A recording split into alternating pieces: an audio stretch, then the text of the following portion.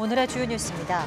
의대 입학 정원을 둘러싼 혼란이 빚어지고 있는 가운데 정부는 2027년까지 국립대 병원 교수 정원도 지금보다 1,000명 더 늘리겠다고 밝혔습니다.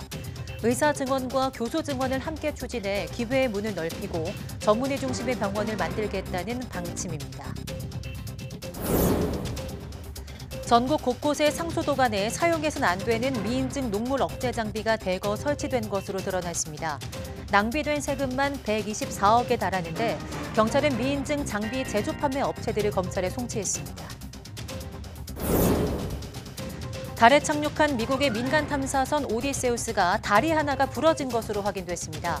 개발업체 인투이티브 머신스는 기자회견에서 오디세우스가 달 표면에서 옆으로 비스듬히 기울어져 있는 사진과 함께 이 같은 사실을 밝혔습니다. 미 플로리다주 의회가 16세 미만 미성년자의 소셜미디어 계정 보유를 금지하는 법안을 통과시켰습니다. 주지사가 서명하면 법안이 발효되는데 틱톡과 페이스북 등 주요 소셜미디어가 법 적용 대상이 될 것으로 보입니다.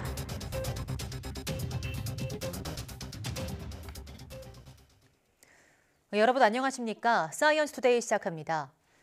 정부가 제시한 업무 복귀 시한을 앞두고 일부 전공의들이 의료 현장에 복귀한 것으로 나타났습니다. 보건복지부는 수요일 오후 7시까지 전국 주요 100개 수련병원을 점검한 결과 전체 전공의의 80.2%에 이르는 9,997명이 사직서를 제출하고 72.8%에 달하는 9,076명이 근무지를 이탈했다고 밝혔습니다. 특히 병원에 출근하지 않은 전공의 비율은 전날 73.1%보다 0.3%포인트 감소했다며 수요일 오전 11시까지 전공의 294명이 의료 현장에 복귀했다고 설명했습니다. 이와 관련해 전국 32개 수련병원에서는 전공의 1명 이상, 10개 수련병원에서는 10명 이상이 의료 현장에 복귀했다며 최대 66명이 복귀한 병원도 있다고 밝혔습니다. 정부가 2027년까지 국립대 병원 교수 정원을 지금보다 1,000명 더 늘리겠다고 밝혔습니다. 중앙재난안전대책본부는 의학교육의 질을 높이고 국립대 병원의 임상과 교육, 연구 역량을 높이겠다며 이같이 밝혔습니다.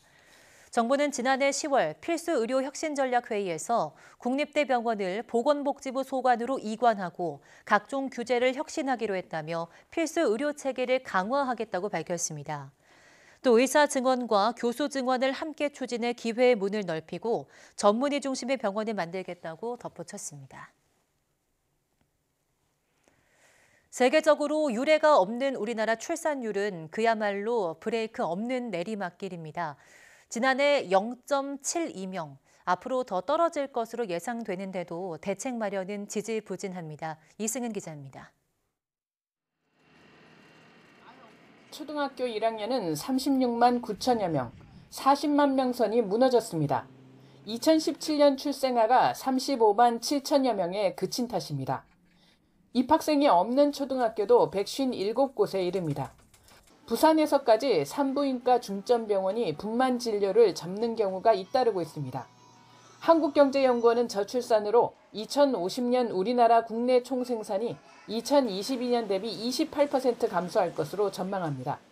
저출산으로 교육과 의료, 노동 등 곳곳에서 경고음이 나오고 있지만 돌파구가 될 만한 정책은 나오지 않고 있습니다. 통상 새 정부가 들어서면 기존 계획을 수정하면서 정책 비전을 제시하는데 현 정부 출범이 2년이 가까워지는데도 4차 기본계획의 수정판을 못 내놓고 있습니다. 핵심 역할을 하던 저출산 고령사회위원회 상임위원이 여당 공약 개발을 위해 자리를 옮기고 사실상의 수장인 부위원장 교체와 맞물리면서 어수선한 분위기입니다. 우리가 한번 전면 재검토해서 과연 실효성 있는 분야가 어디고 거기에 실효성 있는 대책이 뭔가를 추리고 그 부분은 속도감 있게 집중적으로 추진해서 정부는 인구 정책을 세울 정부 조직을 부총리급으로 격상시키고 육아휴직과 아동수당, 난임지원 확대 등을 검토하고 있습니다. 또 여야가 잇따라 현금성 지원 대책을 발표하고 있지만 지엽적이라는 비판이 나옵니다. 엄마의 독박육아 경력단절, 그다음에 아빠로서 가장으로서 갖는 부양 부담, 이걸 줄이기 위해서는 사실 민법의 부계혈통주의 개혁이라든지 여러 가지 그런 사회 규범을 개혁해야 되는 이제 이런 요소들도 있습니다. 노동과 교육개혁은 물론 무엇보다 큰 규모의 재원 마련이 필수적이어서 정치적 결단을 통해 사회적 합의를 모으는 게 시급하다는 지적입니다. YTN 이승은입니다. 네, 지난해 전국 17개 시도 가운데 충청북도만 출생아 수와 합계 출산율이 전년보다 모두 늘어난 것으로 집계됐습니다. 통계청의 2023년 인구 동향에 따르면 지난해 충북의 출생아 수는 7,580명으로 2022년보다 1.7% 늘어 17개 시도 가운데 유일하게 증가세를 보였습니다. 또 충북의 지난해 합계 출산율은 2022년보다 0.02명 늘어난 0.89명으로 이 역시 전국 17개 시도 중 유일하게 증가했습니다. 낙태의 자유를 명시한 프랑스 헌법 개정안이 상원을 통과해 상하원 최종 투표만 남게 됐습니다.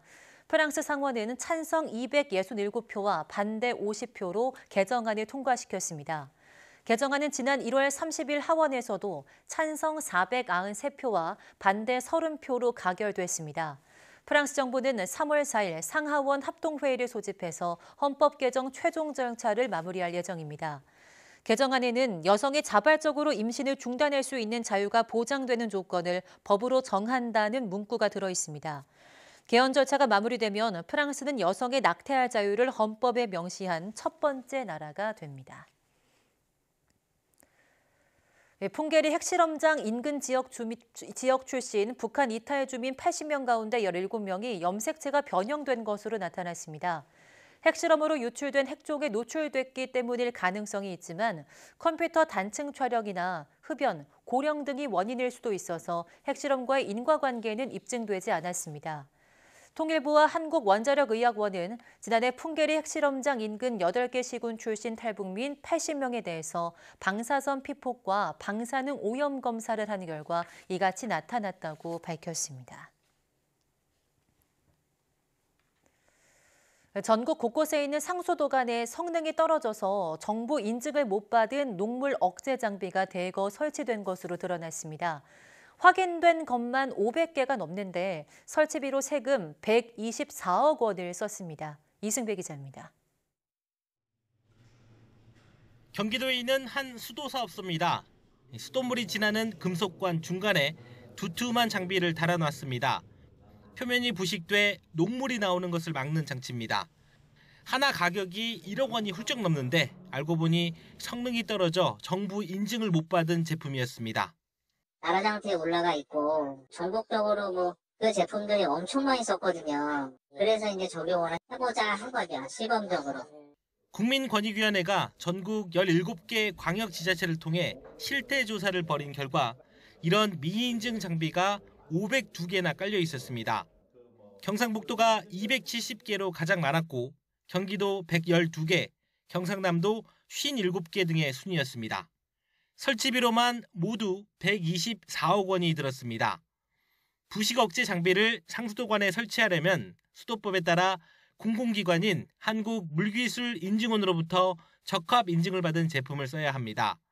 부식 억제율이 최소 25%가 넘어야 하는데 지난 2016년 9월 이후 이 기준을 충족한 장비는 시장에 하나도 없는 것으로 나타났습니다. 적발된 장비 가운데 부식 억제율이 기준의 절반 수준인 14%에 그친 제품도 있었다고 권익위는 밝혔습니다. 일부는 화장실이나 주방 등 집안 수도관에만 허용된 제품을 정부 나라장터를 통해 사서 상수도관에 설치한 것으로 조사됐습니다. 인증된 제품을 해서 녹물을 제거하는 장치를 하든지 안 그러면 상수도관을 교체를 해야 됩니다. 그 비용이 많이 들고 이러기 때문에 지방자치단체 여러 가지 예산상 어려움이 있지 않나 하는. 권익위로부터 사건을 전달받은 경찰은 지난해 말 미인증 부식 억제 장비 제조 판매업체 3곳을 수도법 위반으로 검찰에 송치했습니다. 권익위는 조사 결과를 소관부처인 환경부에 통보하고 인증 기준에 맞는 제품 개발과 후속 대책을 마련하라고 요구했습니다. YTN 이승배입니다. 국민의힘은 탄소 중립 행동을 실천한 실적에 따라 지급하는 탄소 중립 포인트를 연간 최대 7만 원에서 50만 원으로 확대하기로 했습니다. 당 공약개발본부는 국회에서 이 같은 내용을 담은 기후 미래 공약을 발표했습니다. 탄소 중립 포인트는 정부가 텀블러 사용 등 생활 속 탄소 중립을 실천하는 국민에게 현금성 포인트를 제공하는 제도로 약 125만 명이 가입돼 있습니다. 이와 함께 국민의힘은 오는 2027년까지 무공해차 200만 대를 보급하고 관련 보조금을 추가 지원하는 방안도 추진하기로 했습니다.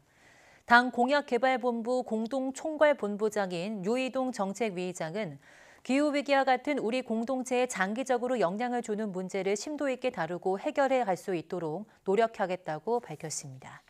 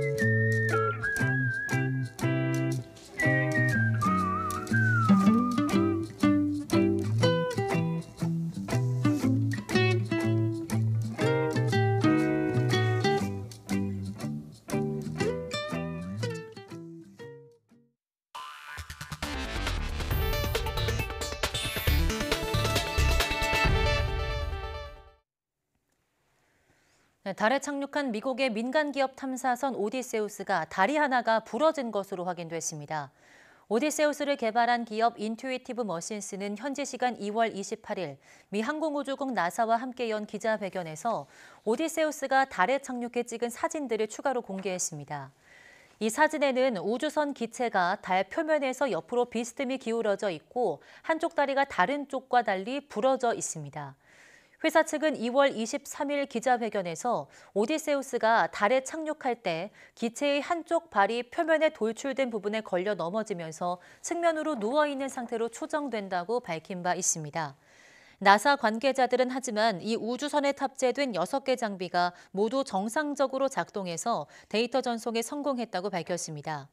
회사 측은 곧 오디세우스의 배터리 수명이 몇 시간 남지 않아 가동을 멈추고 2, 3주 이내에 재가동을 시도한다고 밝혔습니다.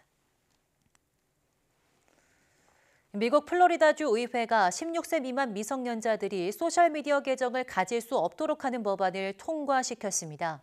CNN 방송에 따르면 플로리다주 상하원은 현지 시간 2월 27일 미성년자 온라인 보호법을 각각 통과시켜서 론 디센티스 주지사에게 보냈고 주지사가 서명하면 발효됩니다.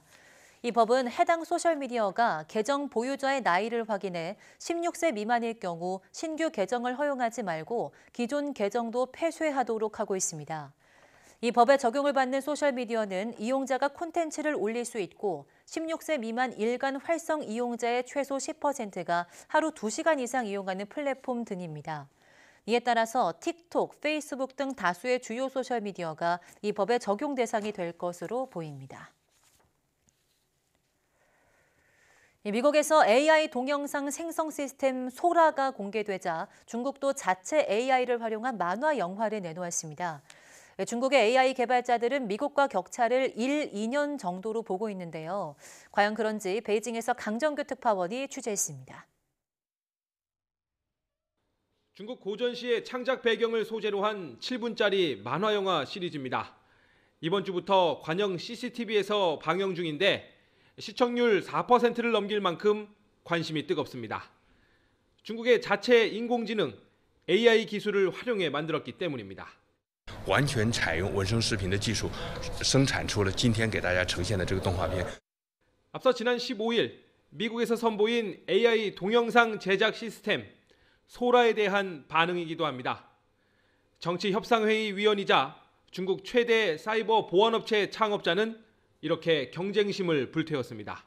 本质上还是软件嘛，所以呢，现在这个落后的时间，我觉得大概也就是1年到2年的时间，是可以去解决的。 그러나 중국은 미국의 AI 반도체 수출 통제라는 하드웨어 장벽도 뛰어넘어야 합니다. 시진핑 주석 역시 과학기술 자립을 강조해온 만큼 이번 양회에서도 AI는 주요 의제가 될 전망입니다. 여기에 더해 중국의 정치 사상 검열은 AI 활용의 내용 측면에서 유리천장으로 작용하고 있습니다. 실제 중국이 챗 GPT의 대항마로 내놓은 어니봇, 1989년 6월 4일 천안문 사태를 상징하는 숫자를 입력하자 경고 문구와 함께 채팅을 중단해버립니다. 사용자들의 자유로운 참여가 AI 응용 프로그램 발전의 토양이 되는 만큼 중국 스스로 족쇄를 채운 채 경쟁에 뛰어드는 셈입니다. 베이징에서 YTN 강정규입니다. 페이스북 운영사 메타의 마크 저커버그 CEO가 10여 년 만에 한국을 방문했습니다.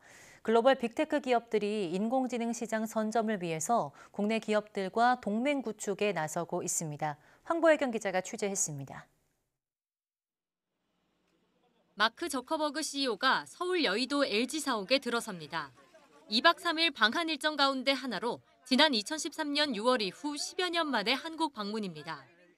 LG전자와 이미 사업협약을 맺은 혼합현실과 확장현실 기기를 비롯해 인공지능 등 신사업 분야에서의 전략적 협업 방안이 논의됐습니다.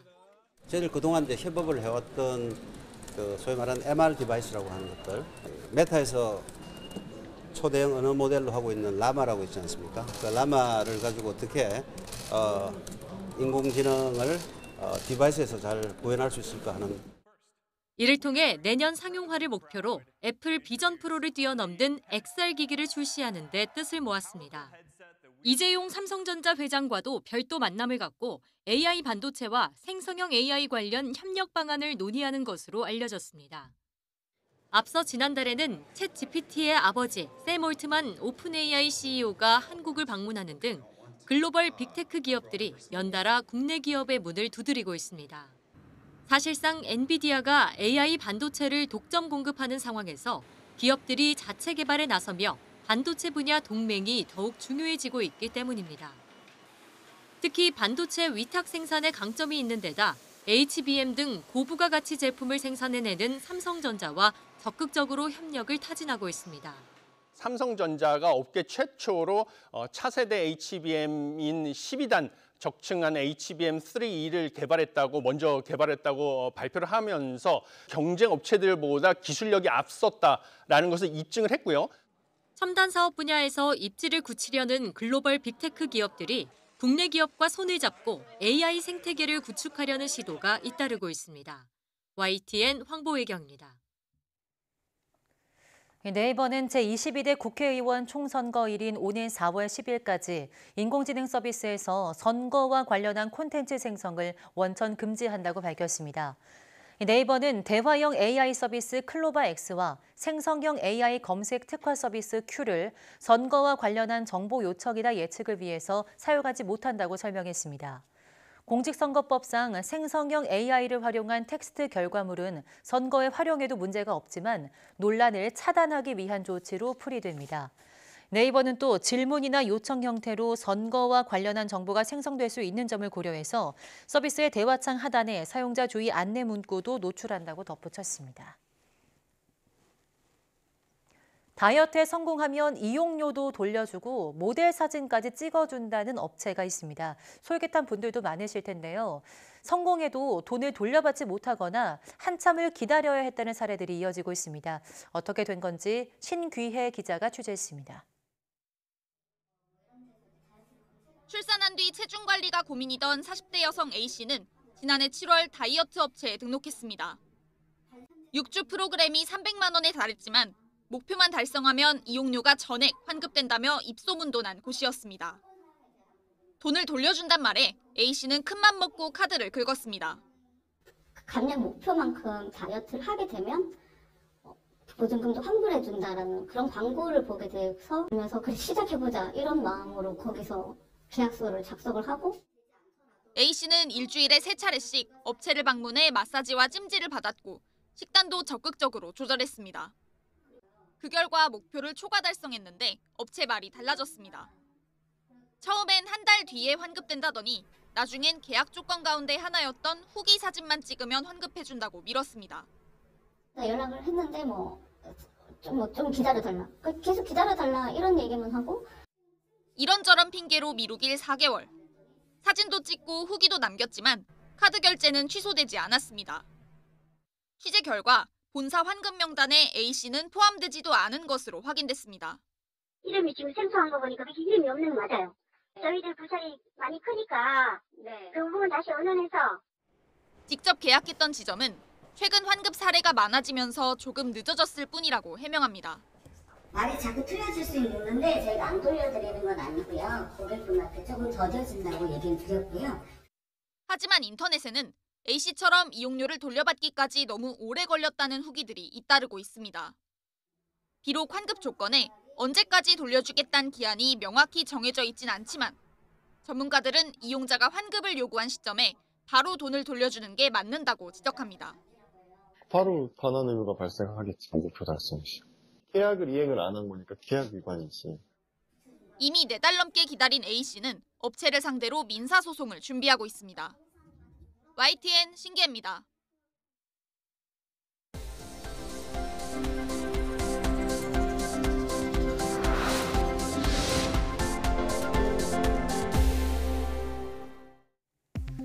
수돗물을 끓이면 물속의 나노 미세 플라스틱을 일부 제거할 수 있는 것으로 나타났습니다. 중국 광저우 진안대 연구팀은 수돗물에 나노 미세 플라스틱을 섞어 5분간 끓이고 식힌 다음 성분을 분석한 결과 수돗물 속 탄산칼슘이 나노 미세 플라스틱을 둘러싸면서 커피 필터만으로도 제거할 수 있는 형태의 캡슐이 형성됐다고 밝혔습니다. 이런 효과는 수돗물의 탄산칼슘 함량이 높을수록 더 뚜렷했는데 탄산칼슘이 리터당 300mg인 물은 나노 미세 플라스틱이 90%까지 제거됐습니다. 또 탄산칼슘이 리터당 60mg 미만인 물은 나노 미세 플라스틱 제거율이 25%에 불과했는데 국내 수돗물의 탄산칼슘 함량은 리터당 60mg 미만입니다. 수소 운반체인 암모니아에서 수소를 추출할 때 화석 연료를 쓰지 않도록 하는 기술이 개발됐습니다. 한국에너지기술연구원은 암모니아에서 수소를 얻을 때 필요한 열 에너지를 기존처럼 화석 연료에서 얻는 대신 암모니아가 분해될 때 나오는 수소를 재사용해 얻는 방식으로 대체하는 데 성공했다고 밝혔습니다. 또 이번 기술을 이용하면 99.97% 이상의 고순도 수소를 시간당 약 0.5kg 얻을 수 있다며 생산된 수소는 불순물 농도가 낮아 수소 전기차용 국제표준을 충족했다고 설명했습니다. 한국원자력의학원 등 공동연구팀이 일상에서 접하는 수준의 저설량률 방사선의 생체 영향에 대한 데이터베이스를 구축했습니다. 이번 정보는 국제학술지에 실린 논문을 바탕으로 저설량률 방사선에 노출된 인간 심혈관 세포와 주 조직의 유전자 변화를 분자 수준에서 분석한 결과로 별도의 웹사이트에 공개됐습니다. 연구팀은 공개된 정보가 방사선 생체 영향 연구의 기초자료로 활용될 수 있다며 방사선 안전 기술 개발에도 도움이 될 것으로 기대했습니다.